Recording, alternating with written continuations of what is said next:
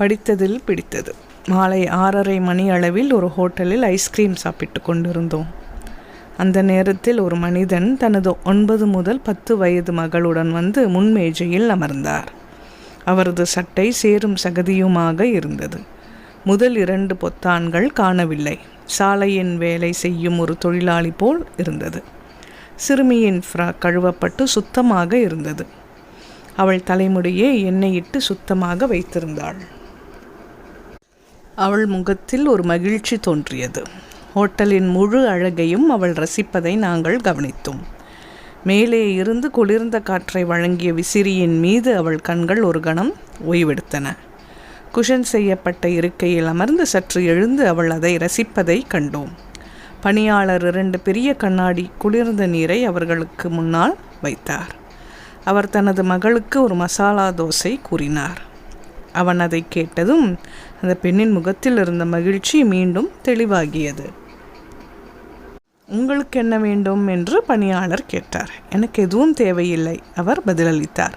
சற்று நேரத்தில் சட்னி மற்றும் சாம்பாருடன் ஒரு சூடான காரமான மசால் தோசை வந்தது. சிறுமி தோசை சாப்பிடுவதில் மும்முரமாக இருந்தாள். அவர் அவளை ஆர்வத்துடன் பார்த்து கொண்டே குளிர்ந்த நீரை பருகினார். பின்னர் அவரது அலைபேசி ஒலித்தது. இது பழைய மாடல். மறுபக்கம் அவரது நண்பர் என்று தோன்றியது. இன்று தனது மகளின் பிறந்த நாள் என்றும் அவர் அவளுடன் ஹோட்டலில் இருப்பதாகவும் கூறினார். பள்ளியில் முதலிடத்தை வென்றால் பிறந்த நாளன்று ஹோட்டலில் இருந்து மசால் தோசை வாங்கி தருவதாக முன்பு உறுதியளித்ததாகவும், அவர் முதலிடத்தை வென்றதால் இப்போது அவர் தனது வார்த்தையை கடைபிடிக்கிறார் என்றும் அவர் கூறினார். அவர் பேசியது தெளிவாக கேட்டது. இல்லை, நாங்கள் இருவரும் எப்படி சாப்பிட முடியும்? எங்களிடம் எவ்வளவு பணம் இருக்கிறது? சில நாட்களாக எனக்கு எந்த குறிப்பிடத்தக்க வேலையும் இல்லை. வீட்டில் என் மனைவி தயாரித்த சாப்பாடு உள்ளன. எனக்கு அது போதும் என்றார். இதற்கு முன் காட்சியையும் உரையாடலையும் கேட்ட நான் எனது தேநீரை என் உதடுகளுக்கு கொண்டு வந்த சூடான தேநீர் நாக்கு எறிந்தபோது அவர்களிடமிருந்து கண் அகற்றப்பட்டது. பணக்காரராகவோ அல்லது ஏழையாகவோ தனது குழந்தைகளின் மகிழ்ச்சிக்காக எதையும் செய்வர் என்பதை நான் உணர்ந்தேன். நான் எழுந்து கவுண்டருக்கு சென்று எங்கள் ஐஸ்கிரீம் மற்றும் தேநீருக்கான பணத்தை தவிர 2 மசால் தோசைகளுக்கான பணத்தை ஒப்படைத்தேன். அவர் தந்தையையும் மகளையும் சுட்டிக்காட்டி மெதுவாக கடைக்காரரிடம் கூறினார், அந்த மனிதனுக்கு இன்னொரு தோசை கொடுங்கள்.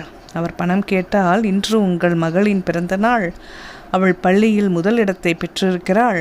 எனவே இது ஹோட்டலில் இருந்து உங்கள் மகளுக்கு கிடைத்த பரிசு. இதை இன்னும் சிறப்பாக படிப்பதற்கான ஊக்கமாக இதை நாம் கருத வேண்டும். அவருக்கு இலவசம் என்று ஒருபோதும் சொல்லாதீர்கள். அது அவரது நற்பெயருக்கு சேதம் விளைவிக்கும். ஹோட்டல் உரிமையாளர் புன்னகைத்து, இந்த பெண்ணும் அவளுடைய தந்தையும் இன்று எங்கள் விருந்தினர்கள். அவர்களை பற்றி எங்களுக்கு தெரியப்படுத்தியமைக்கு மிக்க நன்றி. இந்த பணத்தை வேறு சில தொண்டு நிறுவனங்களுக்கும் அல்லது இது போன்ற பிற தேவைக்கும் பயன்படுத்தலாம். பணியாளர் மற்றொரு தோசை மேசையில் வைத்தார். நான் வெளியே பார்த்து கொண்டிருந்தேன். சிறுமியின் தந்தை திடீரென்ற அதிர்ச்சியில் அவரிடம், நான் ஒரு தோசை சொன்னேன், எனக்கு இது தேவையில்லை என்று கூறினார். பின்னர் ஓட்டல் உரிமையாளர் அருகில் சென்று, உங்கள் மகள் பள்ளியில் முதலில் வருவதற்கு இது எங்கள் பரிசு. இன்று இங்கு வரும் ஒவ்வொருவருக்கும் மசால் தோசை ஹோட்டலின் வகை.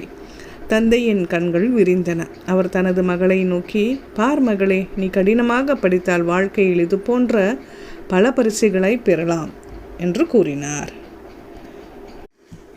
இன்னும் ஒரு மசால் தோசை பேக் பண்ண முடியுமா என்று பணியாளரிடம் கேட்டார். அவர் அதை வீட்டிற்கு எடுத்துச் சென்று தன் மனைவியுடன் பகிர்ந்து கொள்ள விரும்புவதாக கூறினார்.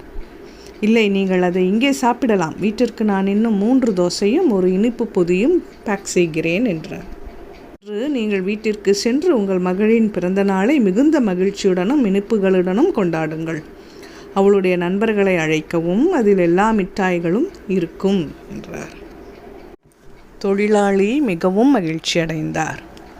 படித்தேன், பகிர்ந்தேன். என் அன்புடன் வாசித்தமைக்கு நன்றி. சப்ஸ்கிரைப் செய்யாதவர்கள் சப்ஸ்கிரைப் செய்யவும் மற்றவர்களுக்கும் பகிரவும் நன்றி.